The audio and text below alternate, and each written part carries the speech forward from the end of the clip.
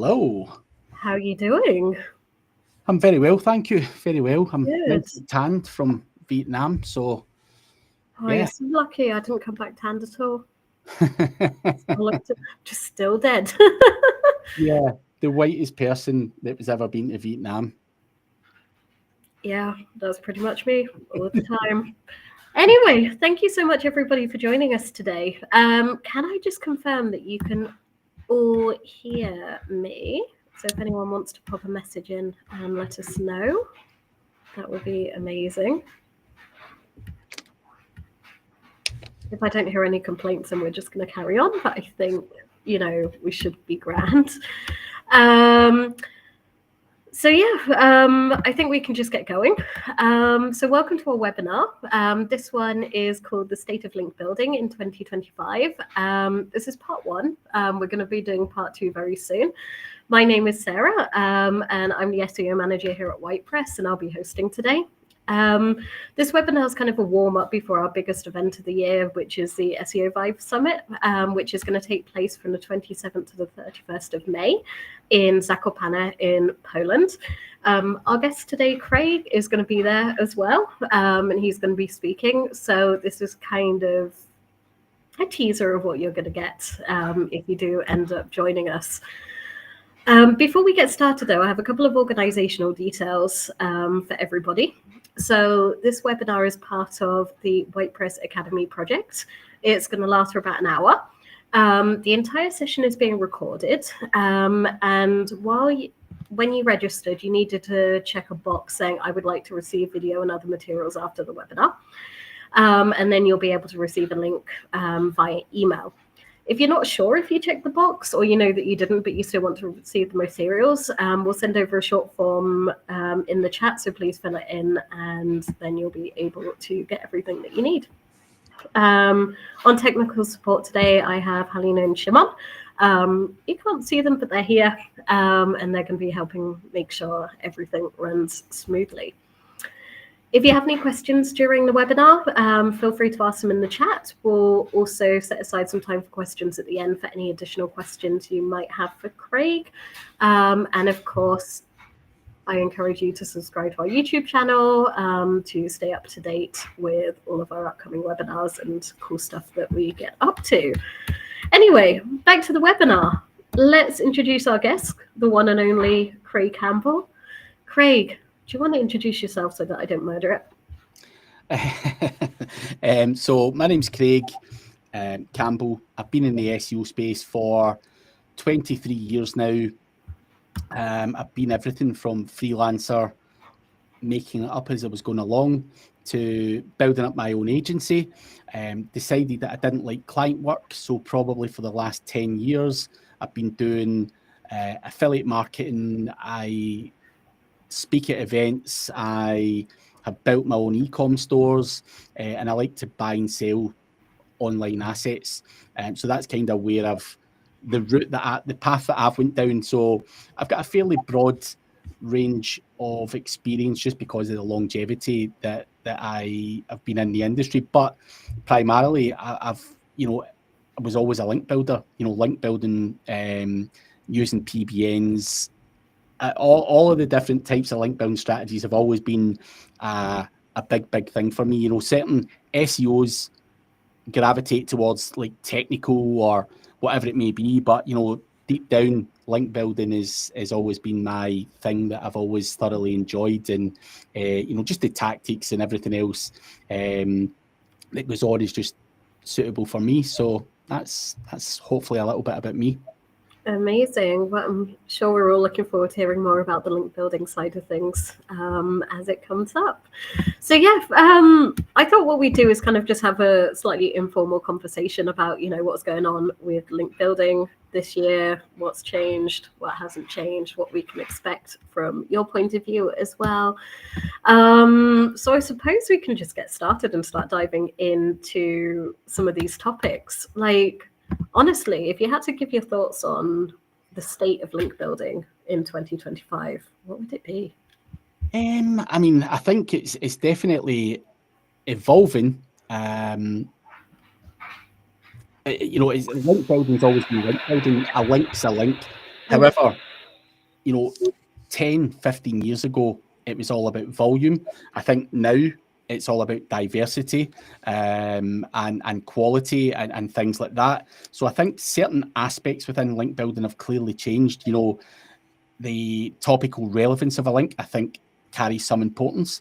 The age of a link, the traffic that comes from a website that's linking to you, is that important? I see all of these kind of things as important factors, and maybe in previous years they weren't as important, the traffic side of things or whatever. So I think it's massively evolved. You've also got a lot of people doing kind of digital PR stuff. I think the power and authority is one side of link building. I think you've got power and authority from generic news websites, but you still need those topically relevant links as well. You need those geographic specific links as well.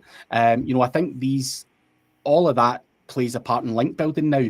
And again, probably 10, 15 years ago, no one gave a shit where the links came from. Essentially, it was just, let's get, social bookmarking, forums, whatever it was. So I think whilst link building's not really changed that much, it has, the tactics, the style, the types of links you get, the creativity, even when it comes to digital PR, how do you get yourself in the national press? Now, you can't just pay for that. There's got to be strategic, data-led information. It's got to appear as newsworthy. And that all plays into link building. It doesn't matter what guise you put on it. It's still building bloody links. And I think people overcomplicate it. People make it sound like you can't do it yourself. And obviously, that's all kind of sales pitches and stuff like that. But, as business owners and stuff, we need a link, and we somehow need to do what we can to get them. And that's where my kind of processes, techniques are probably a little different from other people's, because I'm just thinking, what's the cheapest, most effective way I can get this? I don't want to pay the big corporate prices. I want this just to happen. And you get some stick for it or whatever, but it is what it is. I've got different tactics and fun stories and different creative angles. And at the end of the day, you can do it your way, I can do it my way. We still get the same results. And that's the good thing about link building. It's always good to hear and talk about different stories and different tactics that are involved. I have to ask, what sort of stick have you got? Or have you got any funny stories about link building that you could share? Depends on how clean I can be. I've got lots of different stories about link building that I've shared publicly. I'm not going to share one of them, the doctor one. Have I told you that story before? No, you haven't. The Bukkake story? I don't think you have. Do you want me to tell it? Am I cool to tell it on here? You can tell me the story. Are you okay with telling me the story? I'm cool with telling it. It's just I don't want the audience to be offended, right? So they're stuck on a webinar with someone from Glasgow and someone from Ireland. I think we're probably going to offend them somewhere along the line during. So no, go for it. I'll take the blame. If you know what a bukkake is, which is a Japanese porn thing, now trying to get links for something like that is almost an impossible task, right? So no one's going to link to a bukkake website. Let's be honest. So we were faced with the task of trying to rank for the word bukkake. Now, how can you do that? You reach out, you do all of the stuff, you even pay people. They're like, I'm not fucking putting bukkake on my website. You can fuck off. Doesn't even matter if you've got stacks of cash. You ain't getting that link. So what we done was we built another website, and it was a Professor John Bukkake. Now, this was a little Indian guy out of the University of Calcutta. And we had on there that he was a facial dermatologist and all of these kind of things. And what we've done is we got lots of links from medical journals, all of the kind of other things, because people are likely to link to Dr. John Bukkake than they would to the Japanese porn website. So we've done all of that. We got all of the links we needed. The John Bukkake, the little guy's face is up there for the word bukkake. Number one. Now, how do we turn that into money? That's where cloaking comes in.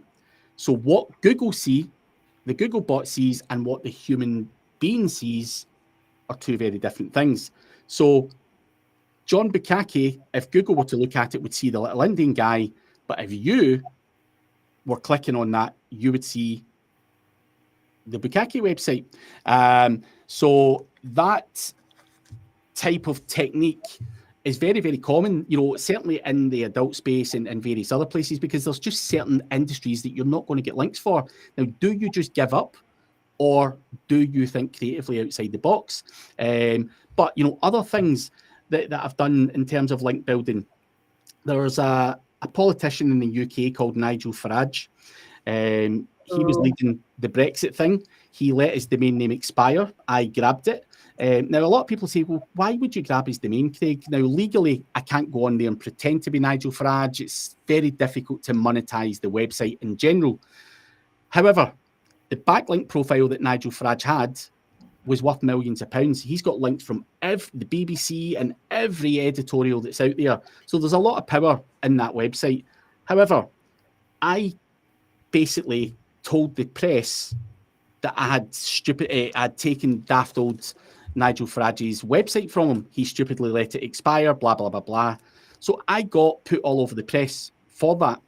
Now, that was great. I probably got, for £10 buying that expired domain, I probably got about £50,000 worth of digital PR because he stupidly let his domain expire.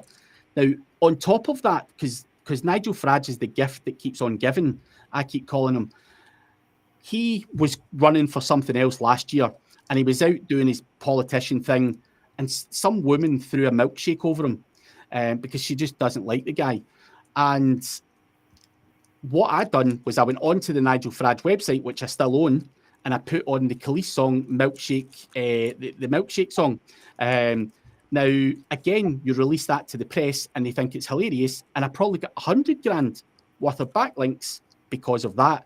So taking Nigel Farage's domain name has probably got me 150 grand worth of digital PR because of who he is. So I've seen a situation, I can't monetize his website, I can't do much with it, but I was able to turn it into a link building strategy.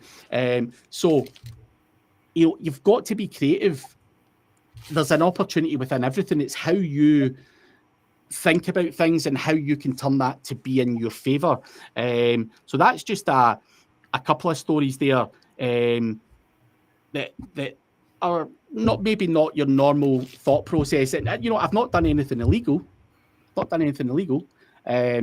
And I've been able to acquire links that maybe money can't buy. And sometimes when you're buying links, we can all go and buy the links that the competition have, but we also need what that person isn't easily to be able to get their hands on, because I need to beat you. I don't want to compete with you. I want to beat you, and I need to get stuff that you can't get or you're not prepared to do. And that is obviously where creative link building comes into play. I absolutely love it. And it does show that if you think outside the box and you do awesome things, it works. So yeah, no, fair fox. Yeah, so the next question I had down was, like, when it comes to link building, we've all heard of it. We're all sick of, getting all of the requests through LinkedIn and stuff of like, do you want to buy some links? And God knows, and it's basically just got a really bad name. How the hell do you drown out that noise? Or how would you recommend for people getting into link building or buying links for their business, or to block out that kind of cowboy crap, basically? I mean, I don't have the perfect answer for that, in all honesty. We all get it, whether it be in Instagram, whether it be in Facebook, whether it be in LinkedIn, whether it be in my email inbox. I get the "Hi, sir, how are you?" and the small talk, and then before you know it, they want to pitch you a link. It's very, very difficult to drown out that noise. And unfortunately, you do, when you get the kind of "dear sir" or "how, hey," and all this stuff, you kind of know what it is without them actually saying anything. And unfortunately, if you're going to go down the route of deleting that, you could potentially be deleting an opportunity, because there still are good people who do outreach, who maybe have something to offer and stuff like that. But they're few and far between. And for me, I just delete them all, in all honesty. If someone wants to talk to me and they've got something to proposition me, catch me at an event or something, I'm not going to read that junk because I get probably 500 of them a day, and I just don't have time to do it. So it's hard to drown out the noise, in all honesty. I've never found the solution for that. And to be honest, that's not really how I would be acquiring links anyway. I would be going the other way to get links. I know where to get links, and stuff like that. And certainly outreach is not, I'm not saying it's a bad thing to do. Lots of people do it. I just think, the conversion rate on it against the time that goes into it is pretty low. Yeah, I've always wondered how much they convert compared to the number of messages that they get. Because I, like you, I get it so much that I kind of just delete them now. And I found that they're all starting to move onto Facebook now, which so annoying. But yeah, it's a weird thing because these people just don't do the simple things. Effectively, I said to a guy yesterday actually on Instagram, he said, "Hi, how are you? I love seeing pictures of Charlie, which is my son." And I said, "Are you selling links?" And he went, "Yeah, how do you know?" And I'm like, they all come in with the same chat.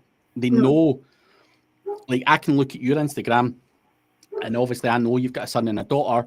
If I want to make small talk with you, it's the easiest thing in the world to go, "Oh, your family, I love your family pictures," or whatever. And then start pitching you links. You're just like, guys, fuck off. I don't want the small talk. If you've got something good, just say, "Hi, Craig, I've got links that no one else can get. If you want to know more, have a conversation with me." If I go there and you've got the same old shit that everyone's got, you're dead to me. But you need to just hit to the point straight away. No one can be bothered with the fluff. And that's where I think, outreach is very, very difficult. Yeah, I do feel sorry for people who actually have to do outreach or have to do it as part of their job, because getting through now is just so difficult. Yeah.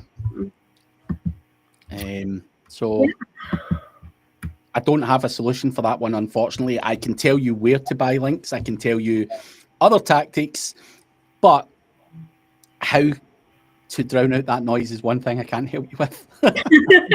That's absolutely fair enough. Moving on to the next one. So AI. Everybody's been talking about AI in the SEO world. How do you think there's any opportunities for with AI in link building, or do you have any thoughts on that? Absolutely. I think AI is very, very exciting as far as I'm concerned. Now, I know a lot of people are maybe wary of it, scared of it, whatever. But the way I see it is AI can write, it can research, it can do a hell of a lot of stuff better than you, Sarah, and me. Thanks. And me, by the way. So why would I want to burn you out in 4 hours of creating a pitch or a journalistic article when I could get AI to do it in the space of 5 minutes? I've got to weigh up what's scalable and what's value for money. So, even when it comes to digital PR, can that write a better journalistic style article for a newspaper better than you or me? Absolutely it can. And I think with AI, you can use AI to do outreach. Anything that can be automated, anything that's tedious, repetitive bullshit, you can actually use platforms like NAN and build yourself a workflow to do that repetitive stuff on a much faster scale. And it doesn't get sick like you. It doesn't get lazy like you. It doesn't switch off like you with your ADHD and all that stuff. And I'm only joking when I say you get ADHD. We were talking back and forth prior to coming on. We both have ADHD, and attention span is not something that many people in this industry have. So I think, we all suffer from that to some degree. But the speed, the scale, AI is just a no-brainer. Even things like this, Sarah, I can go to YouTube and I can put in the the top 10 guys that I really want, that I think put out good content from an SEO perspective. Now, I can go and get their RSS feed. I can create an automation which will scrape their transcript. It will summarize it all for me, and it will then go and get me the views and all that kind of stuff. And it will come back to me. It can then email me and say, Craig, here's the top 3 videos you need to make. After looking at all of these 10 channels or 20 channels, here's the top 3 videos that got the best engagement, and here's the summary, here's the fucking unique selling points, blah, blah, blah, blah, blah. So again, rather than me sitting researching for hours, I can use automation to do that for me. So I think a lot of SEOs think about automation in terms of writing content. Now, obviously, that is the most difficult thing because Google can detect AI patterns and everything else. And, you know, there's obviously a lot of debate as to whether that stuff will stick for the long term. But the stuff that we do out with that, you know, repetitive crap, can you use AI to do that? Absolutely. And you can do things faster, easier, more sophisticated, better than a human being. Absolutely. You know, you know, ChatGPTs get funnier jokes than you or I. You know, if you tell it to do some kind of humorous outreach, you know, it's going to crack a better joke than one of our crappy jokes, you know, that people probably not respond to. So I think you've got to leverage AI, you know, and add it to your workflow in places that warrant it. And I think, you know, a lot of admin tasks can be done using that, and research and all that kind of stuff. You know, ChatGPT Pro can do your research for you as well. So I think it's exciting times, and I think all I really see is opportunity after opportunity to do things bigger, faster, and better with a smaller budget, a smaller team. And that's what we all want, essentially, surely. You know, I know a lot of people say, oh, my content writer jobs are going to be dead and all that stuff. Absolutely not. You know, you may not just be a content writer anymore. You may be a content overviewer or a content editor that gets the AI stuff and then human edits it, and, you know, your quality checker or whatever you want to call it. So your job should get easier rather than harder with AI. And that's how I see it. I know other people see it differently, but that's kind of how I view it, and I find it exciting to get involved in it. Yeah, I'll be honest with me, like AI has been a bit of a lifesaver, like you said, with some of the tedious tasks that I would not have the patience for normally. Like, yeah, I absolutely love it. And when it comes to content writing as well, like I'm an ex-content writer myself, so I find that actually it just helps a good one stand out more. So I don't think we'll ever be without a job. No, it's how you utilize these things to your advantage. You know, exactly. You know, if you're a content writer, should you really be spending the most of your time sitting writing the tedious stuff? You know, you're creative, you know how to structure it, you know, grammar, you know, all of that. But if you could do it faster, I would see more value in you. I wouldn't see you as replaceable as such. I would be going, nah, we need to combine the two of these to get more output, better, more of the quality that you produce, rather than let's replace Sarah with this. You know, I don't think you can ever fully replace. I think you're always going to need good people who have the skills, the brains, and everything to do it, because content writing's right as well. Hard. You know, you know yourself. Content is a hard topic, you know, and there's tone of voice and all of that kind of stuff, which ChatGPT might not get. You know, and things like that as well. So, you know, I think there's always going to be jobs for people, just helping them along the way do things a bit quicker. Amazing. No. Okay, so the next question I have for you, some people are going to hate me for asking this, some people might not hate me so much for asking this, but Google guidelines, yay or nay? I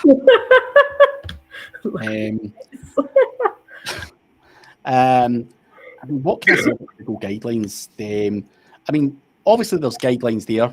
Google do have guidelines, and you know, there's people and algorithms that check that you're not breaking those guidelines, otherwise you're going to get slapped. However, in the years gone past, some of the guidelines that are put out are not always wholly accurate. And 80% of the human population are sheep who believe anything that's said just because it came from Google. It's gospel, it's true. Google's a business. Google is a commercial thing. And you know, of course they're going to push their own narrative, and they're going to push people not to manipulate their search engine and whatever. So of course there's going to be misinformation out there. And if you're deluded enough to think that Google are going to say, guys, here's all the guidelines, and here's how you manipulate everything, and it's a free-for-all, you're mistaken. They're giving you a snippet of things that you can do. They're not telling you everything. They're not telling you their weak areas. They're not telling you anything like that. So you're getting a very, very small proportion of what they want to give you, essentially. And that necessarily isn't always what works. And I think for me, I would always say to people, try and test different things. You know, people come up with theories. You know, I've done this once and that moved and this happened and all that stuff. And you're like, well, try it again and again and again. Because if that happens repeatedly, then there's clearly a gap in what Google's guidelines are saying. Like you talk about Google's guidelines, right?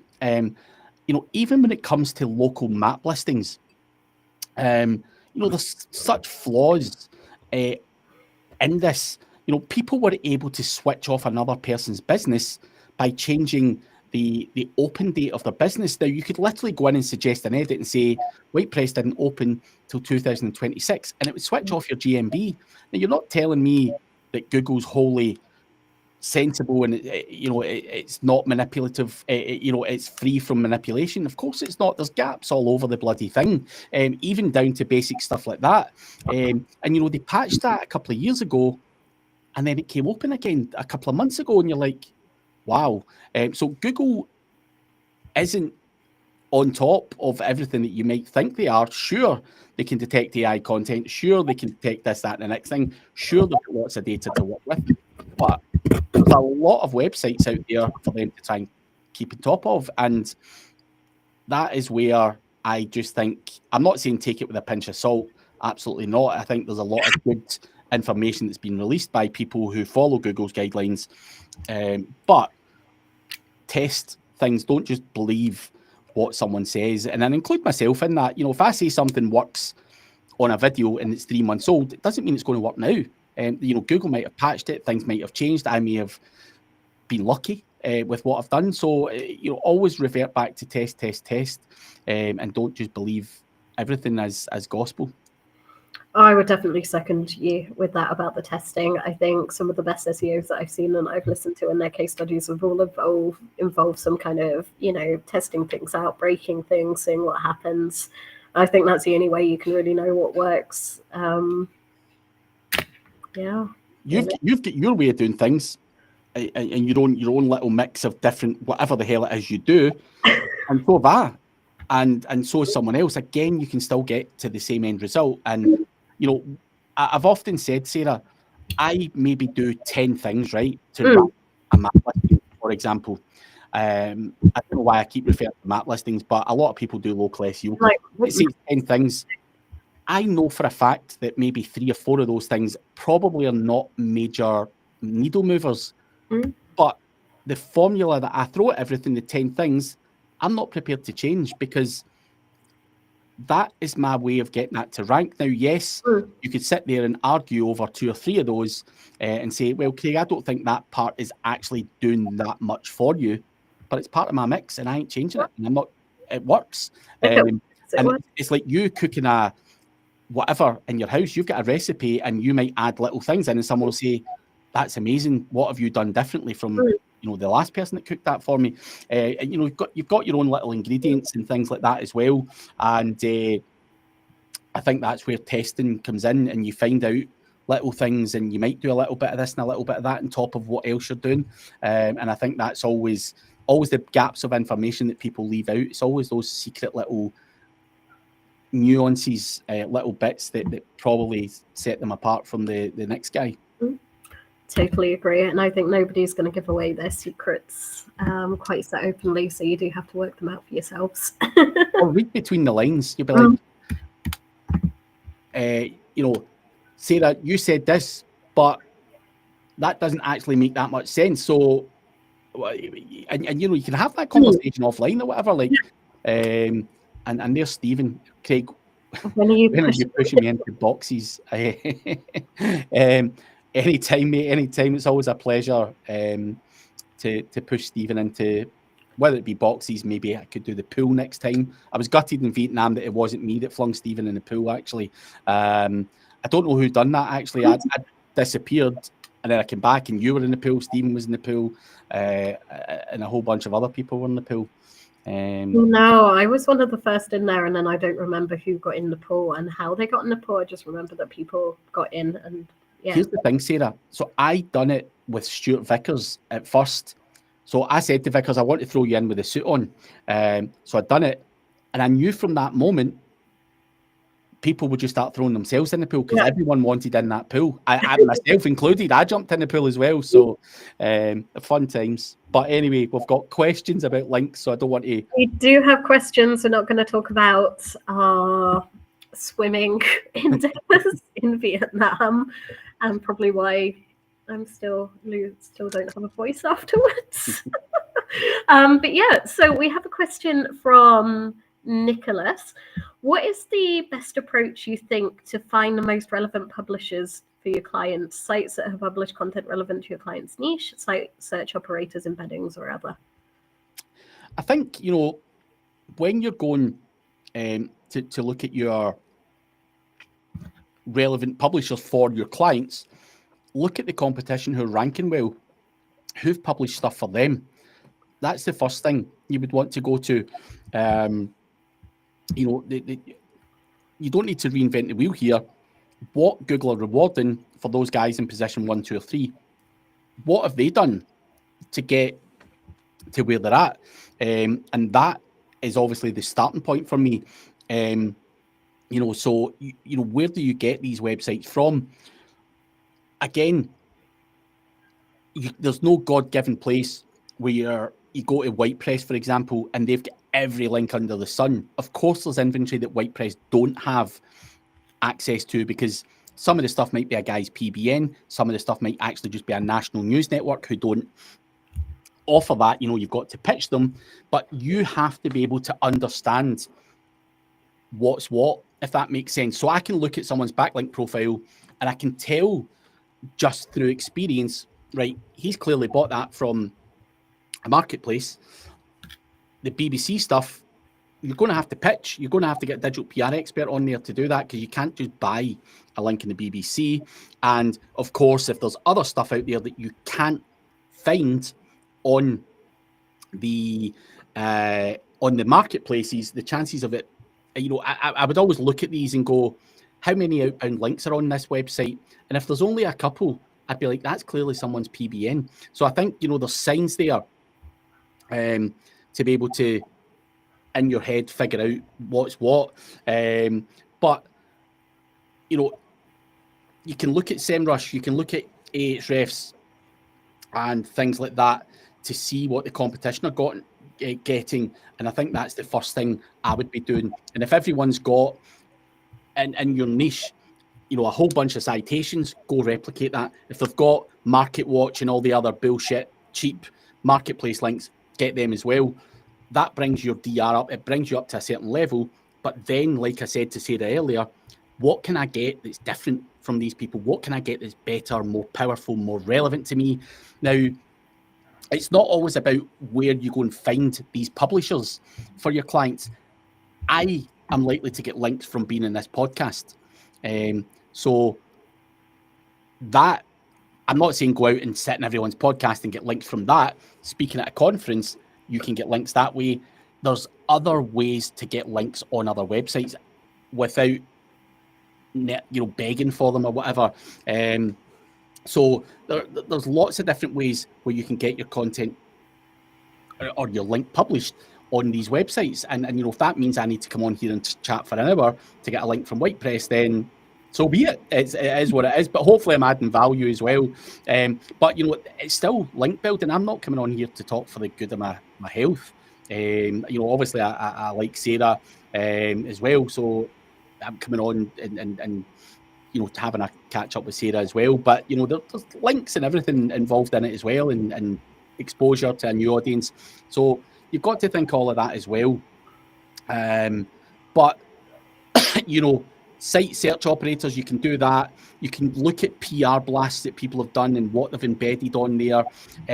You're able to reverse engineer everything. The answers are there on the internet. No one can do this stuff without completely. They can't hide what they're doing, and it's all reverse engineerable. If you can't and don't understand the data that's in front of you through a SEMrush or whatever, then it might be worth just even jumping in a consulting call with someone who does, and they can say, that's clearly bought from there, that's clearly bought from there, and give you a shopping list of shit to go and buy.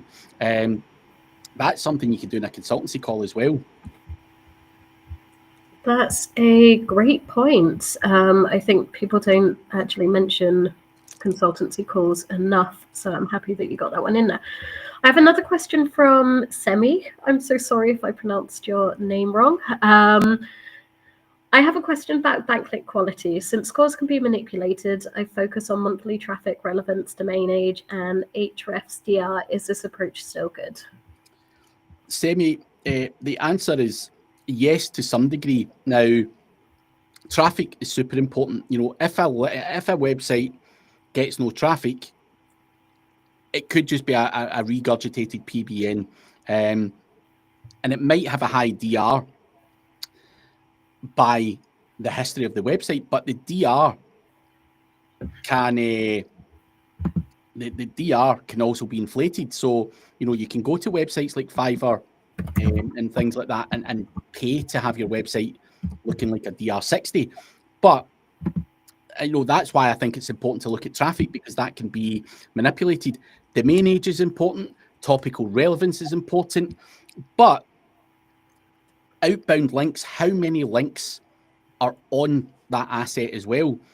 That is important to me, because if I go on there and this website's got 200,000 outbound links, the value that's going to pass to me is very, very marginal, because it's any value is passed between 200,000 other websites. So outbound links is something that's important. What I also look at is the Wayback Machine. I want to see if that website's ever changed its topical relevance. Has it been used by a Chinese porn company in the past and then been thrown back up as a IT website again? Because that will mess up the relevance, because you bought Dave's Plumbers doesn't mean it's always been a plumber website. It may actually, if you look at the anchor text of the backlink profile that has, what anchors have been used, are they relevant to the topic that you're trying to make that website? So those other little checks are in place as well, absolutely, over and above what you're saying. But I think what you're saying, it's good to check all these things, and obviously domain age and everything else. Something that's 20 years old against something that's 2 years old, absolutely, domain age is a thing, and I would be taking advantage of that historic data. Is going to pass some value as well. So hopefully that answers your question. Amazing.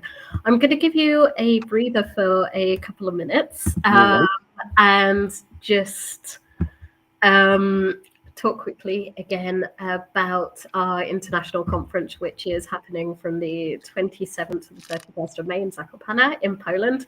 It's in a spa. It's in a really, really great location, and you've got the likes of Craig, myself, Aleda Solis, Ivana Flynn, Carl Roof, and many more people going. It's set over 4 days. We've got 3 tracks, and of course, because it's set in a spa, there's going to be lots of chance for relaxing and networking as well.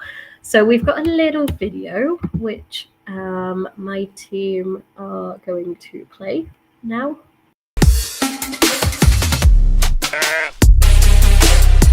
Best conference ever. Don't wait. Check the agenda now. Will there be anything about SEO?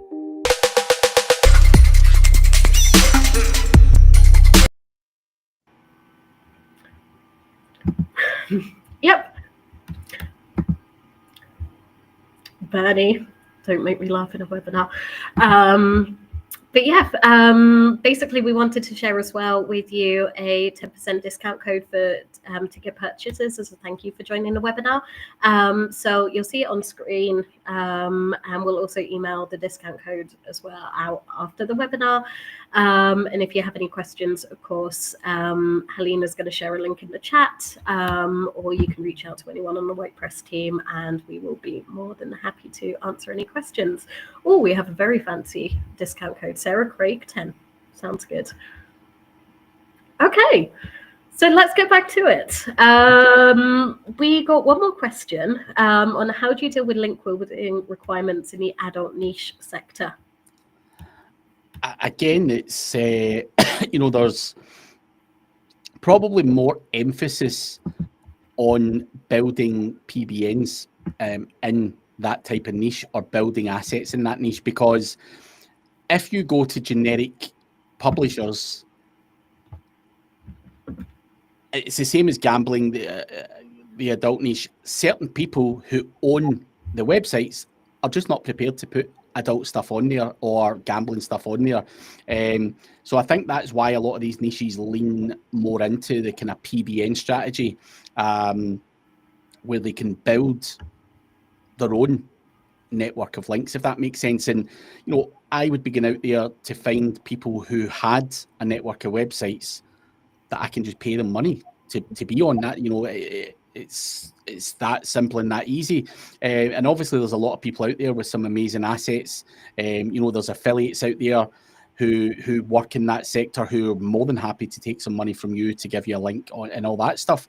But obviously the cream on top, or the ice on top, the cake, would be to build a network of assets myself. If I can take advantage of an old adult website that someone threw in the bin, and I can take advantage of all their time and effort and link building and repurpose that as a PBN or whatever, then absolutely I would be going down that route. And I think links are links, and trying to get digital PR for adult websites is almost impossible.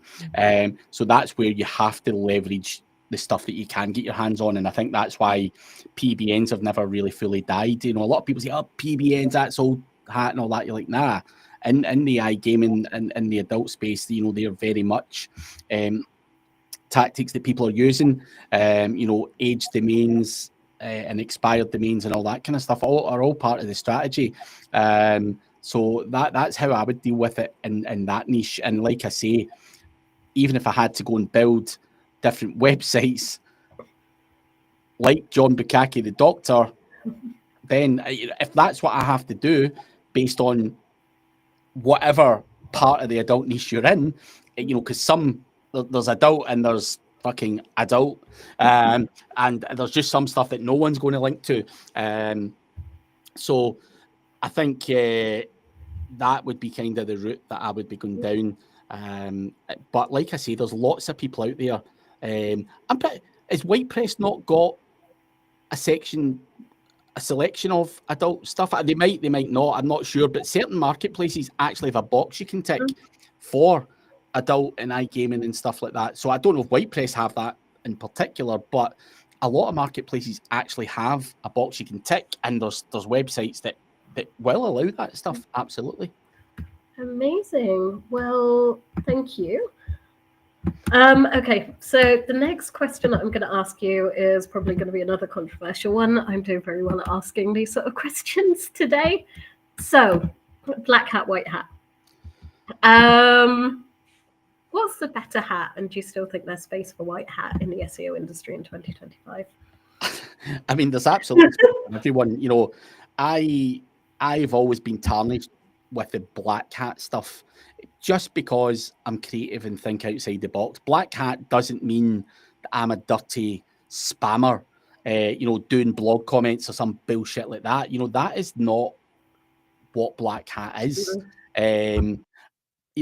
Black hat is maybe some people get morals and they don't want to do certain things and all that kind of stuff. And that's fine. I get that. You do what keeps you sleeping at night and stuff like that. But there's money to be made, and if I need to bend the rules slightly to put food on my family's table, then I'm going to bend the rules. Rules are bent in politics. Rules are bent in all walks of life. It's just the way of the world. So why people frown upon rule bending is beyond belief. I know there's this big black hat versus white hat, and it's like this big thing. Of course, I set out in business to make sure that my business doesn't get slapped by Google. I go out and try and do everything to the best of my ability without cheating or whatever. If I can make money without resorting to black hat tactics, then that's exactly what I'm going to do. And that's what I do for 90% of the time. But if I need a couple of PBNs or whatever, of course I'm going to leverage them. It's not illegal to do it. And that's all there is to it. And if I can take advantage of a domain that fucking's been sitting there for 25 years and it's got millions of pounds worth of backlinks and it's relevant to my niche, I would be stupid not to. And that's how I see it. Is there room for white hat? Absolutely. Do things by the book. Try and do the best you can, because spam doesn't work the way that a lot of the kind of black hat people interpret it to do. There's no replacement for good, solid, hard work in the space to get your website working. And I think, I'm probably do a lot more white hat stuff than people would actually give me credit for. Just when I'm presenting, people don't want to hear that, I've worked for fucking 18 months on this and I had to build this up and I had to do that and had to smooth this and I had to smooth that. They want to hear what rogue stuff you got up to, what shit have you blown up, Craig, and stuff like that. And of course, I like to blow things up and I like to see how far I can push things and all that kind of stuff. But that's not something I would do on a real live business. So I think, it's trying to do 90% white hat and maybe a sprinkling on top of stuff that may be deemed black hat is kind of the right thing to do. So there's absolutely room for both. And I think when you're working in competitive spaces, people are using tactics that are more aggressive, and you've got to play the game, otherwise you're going to get beat. So that's kind of how I see it. Amazing. Yeah, I think that's something that I've realized as well from being an SEO a while, is just be open-minded about the different things rather than just kind of putting things into two different groups or so on. Just test, see what works, be open-minded and do it that way. We have a question from Bernie. On the adult website niche, would you say that search engines stray away from presenting users with results due to its content? Would you say this motivates that niche to go down the PBN route? I think the search engines clearly do try and not present users with stuff, even like they blur out images. They've got safe search and stuff like that on as well. So they try their best not to show users, the full in-your-face stuff. So, it depends on how you approach it. You've got to get people in with a kind of nicer stuff. You can't go in with graphic stuff, to lure people in. But would you say this motivates the niche to go down the PBN route? I think I wouldn't say that's why why people go down the PBN route, because Google don't want to present users with everything relating to adult. I think the PBN route is more a case of getting stuff that's topically relevant, powerful, and you can get your links accepted on there because it's your assets. I think the biggest thing of going down the PBN route is there's a lot of vendors out there who own websites who are just morally, culturally, whatever, against adult gambling and things like that. And, I know a lot of guys who have access to these websites and they're Indian, and they don't like gambling culturally, or some of them don't. And they're like, no matter what, I am the editor of this website and you're not getting your gambling link placed on here. End of story. And you're like, you're just the fucking editor. What about the fucking owner? I want to speak to him, but you can't speak to the owner. So you've got, basically, if the editor doesn't like you or doesn't morally like your shit, then you ain't going on there, and you can't pay him enough money to get around that. So that's where sometimes you have to go down that PBN route, because you're running out of inventory because of morals and cultural things and all that stuff. So I think that more would push people down the PBN route rather than Google, having safe search and things like that on, because I think if a human being wants to see what they want to see, they'll find it online, and they'll switch off safe search and things like that. So I don't think that's a big motivation to go down the PBN route, if that makes sense. Amazing. Okay, I have one last question for you before we finish up, and then we can go into audience questions. How would you recommend measuring performance and ROI of your link building? It's a hard one to do. I've worked with clients in the past, and they're like, Craig, how do we measure what you're doing in ROI based on link building efforts, for example?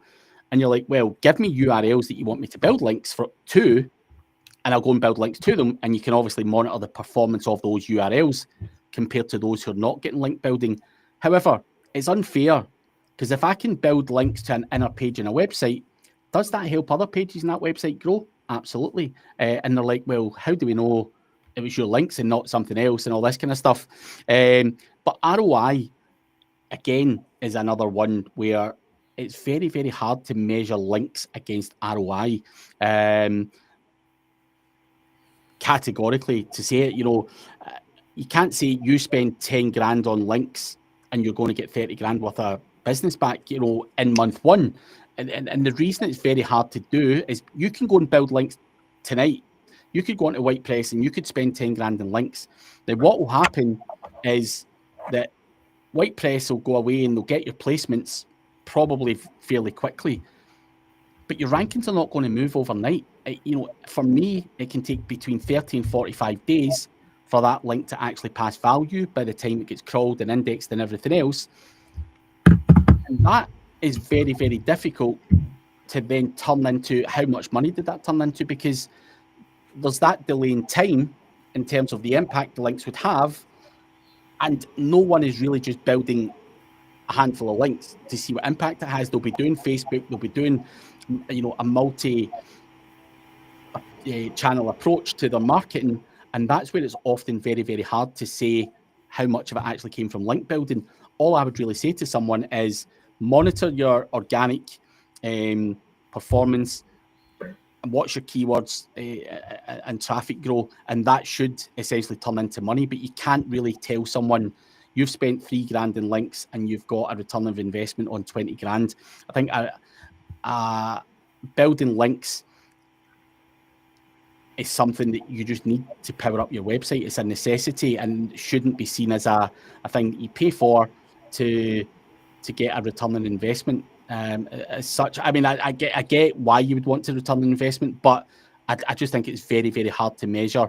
And you're going to have to build links and build links and build links to get yourself up to a level.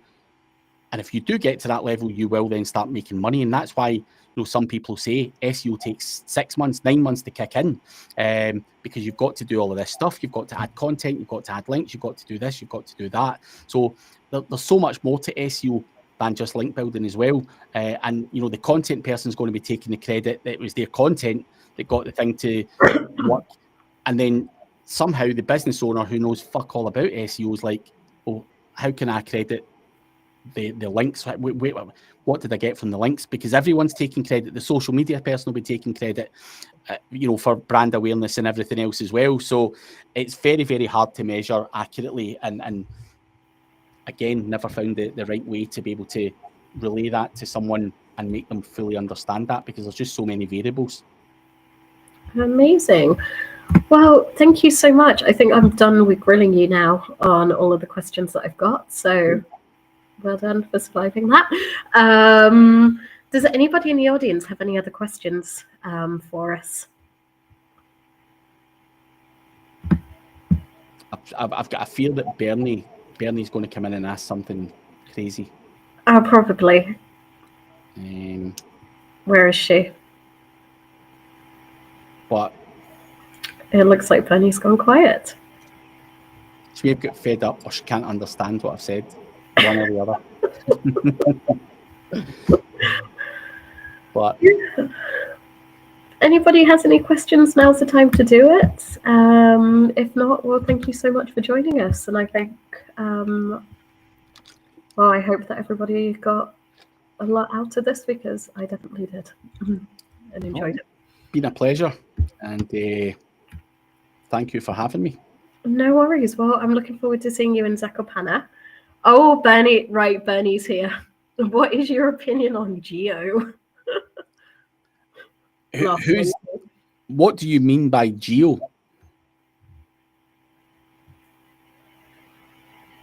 Is Geo your new boyfriend? I don't know who Geo is. Is it? I don't know who the fuck Geo is. Yeah, Bernie. Is it your new boyfriend? Well, I've seen the new boyfriend, the picture and all that stuff, but I don't know if his name's Geo. I don't know what I'm being asked here. We'll leave it to reply. We've got another one. Best way to do digital PR if you don't do it in-house? I mean, you can outsource it to someone who does have the team with the contacts and stuff like that to do it. You know, or you can learn it. You know, if you don't do it in-house, you know, you can obviously go and learn it and understand. Right. Generative engine optimization. Anyway, on the PR thing, if you don't do it in-house, there's plenty of people who can do it for you at a really good price, and obviously they've just got the tools, the contacts, the stuff like that. Because the problem with digital PR is you need tools like Muckrack or Roxel and stuff like that, which is a database of journalists, which costs you like $5,000 a year just for that. So if you don't have that, you're as well just paying someone who does, and they can do it for you. But you can also learn to do it and get these tools and do it yourself. But again, you need to be creative and you need to be relentless, because you don't get everything straight in to the newspapers. You know, the journal, it's very frustrating doing digital PR, because even if I submit a story, sometimes a journalist will take a quote from that story and use that, but they don't even tell you they've done it. You've got to then set up alerts and all that kind of stuff to go and find that it's been used, and you're like, fucking hell. So sometimes it's more hassle than it's worth, and it's easier to just get someone who's got the setup, the tools and the expertise to go and do it, because it's a pain in the ass. It really is. Yeah, like, I mean, to be honest, I've got backlinks from the BBC by doing some research and sending over data on stuff like the US elections and psychology and stuff. So it is possible. You just need to think outside the box, and that took a lot of work. Yeah. To get that, a bloody lot of work. Okay. How important is a good working Google Analytics on your website? Very important. I think, you know, having analytics in your website gives you an idea of what's going on with your website. I think that data is pretty important. You know, I don't see why you wouldn't have it on your website. You know, obviously when they changed over to GA4, whenever that was a couple of years ago, a lot of people were kicking off going, it's shit now, it's not as good, blah, blah, blah, blah, blah. But I think, you know, there's always key parts in the data that help you do things and come up with different ideas, different strategies as to what's working, what's not working, and so on. So I think it's, you know, it's essential. It's just a must-have on your website. Can you do SEO without it? Of course you can, but how would you know what's performing? You know, what real-time traffic's coming in there, and all this kind of stuff. So I think it's a must-have. It's a, you know, a basic thing to have on there. One of the first things you would have on. Great. And then I think we've got the last question, then we'll wrap up. From a publisher point of view, is, for instance, mixing music news with other grey niche news a problem when selling backlinks? Absolutely, Bernard. You know, if someone's buying backlinks, they want the links to come from a website that doesn't have porn, gambling, pills and things like that on it. So, you know, if you had a music news website and you were selling links on it, and I seen that there was other things on it, that would instantly put me off of buying a link on that website, because I want that website to be topically relevant to what I'm trying to achieve. Okay, and then finally, just to wrap things up, because I see a couple of people are. So what are your thoughts on Bernie's new boyfriend, Geo, generative engine optimization? Or answer engine optimization. I'll answer that one. Answer engine optimization, I played around a lot with in the past while, since it came out. And a lot of people talk about putting good content on your own website. That's all they've spoken about for the last 20 years, right? The thing with answer engine optimization is they're taking this information from third-party sources. So you need to put good things about you or your business on other websites. That is where answer engine optimization comes in. It's no longer just pulling it from yours. They want to see it from multiple other sources, trusted websites and everything else. So you can manipulate that stuff by utilizing powerful, trusted things. And whatever, you can use Perplexity, you can see the sources, you can use ChatGPT, you can see the sources. Where is AI pulling this stuff from? And get yourself on similar websites or the same website. So I think putting your content and stuff about you and your business on these other websites is going to help you with the AIO. Amazing. Okay, one follow-up question, and I promise I'll let you go. Is it worth going after those 1 or 2 links you can find in an AI overview? Absolutely. If they're working for someone, I would be wanting some of them as well. So yeah, absolutely. Amazing. Well, Craig, thank you so much. And thank you everybody for joining us. And again, hopefully see you in Zakopane, and sign up to our YouTube channel or social media and everything if you want to stay up to date with the webinars and stuff that we're doing. Cool. Thank you very much. Thank you. Bye. Bye-bye.